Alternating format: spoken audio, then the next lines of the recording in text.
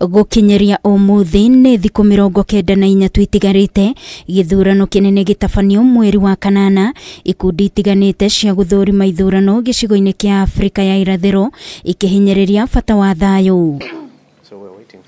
Muikariri giti wa gikundi kia ihon ni oritie kamite ya ithurano na mihaka IEBC kugia na uigirereki mibango-ini yothe egi githurano niguo kugitira bururi kwaga gwikora haria wari thutha wa githurano kia mwaka wa 2017 na gucungiriria gukanjo gwa githurano.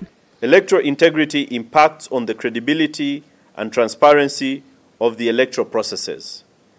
In the recent past, 2 presidential elections have been nullified in the continent, Kenya in 2017 and Malawi in 2020. Gikundi kia ihon nikinyitite baru ndumiriri ya igoti nene ya kuga IEBC igigathika muigana wa kigina kiria mundu afati kuhuthira hari gwika kampeini ndigubatara kuhitukio ni bunge. Kuona undu ta uyu ni ukugiririria andu kuheo mahaki hindi ya wikia wa kura guku makiuria ona muingi ugitirwo.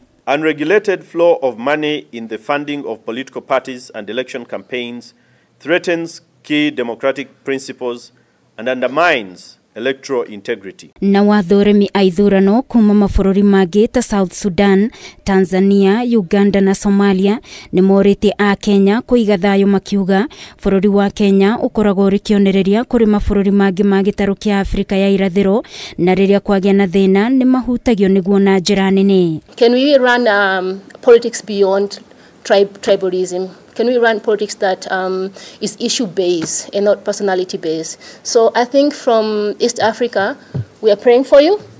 We are hoping the best. All our commodity are actually channeled through Kenya to South Sudan. So whatever the election happen in Kenya also affects South Sudan in different way, indirect or direct way. But I also want to urge the candidates not to use the cost of living that is right now affecting the common people to lure them into voting them into elective positions. Violence will affect your neighboring countries also, not only your country. Ikundi ici ni imwe cia iria igakorwo igithurima githurano kinene kia mwaka uyu riu makiambika mitaratara ya uria magatwarithia undu uyu na mbere. When the party primaries were being prepared, he did also emphasize that as parties go out to ensure that they carry out party primaries, the compliance to gender rules, and in terms of even ensuring women candidates were free from violence that would deter them, is communication that was issued.